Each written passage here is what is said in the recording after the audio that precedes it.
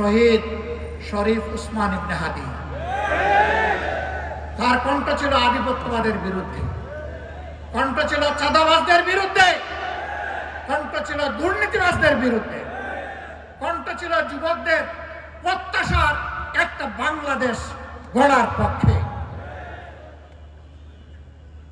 যারা তা চায় না তারা তাকে শেষ করে দিয়েছে, কিন্তু না, হাদি শেষ হয়ে যায়নি।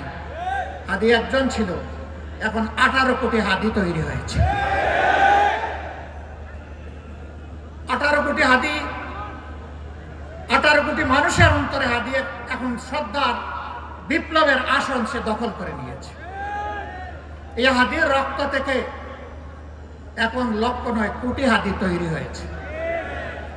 হাদি, তোমাকে আমরা কথা দিচ্ছি ভাই, তোমার রূহ তার সাক্ষী থাকুক।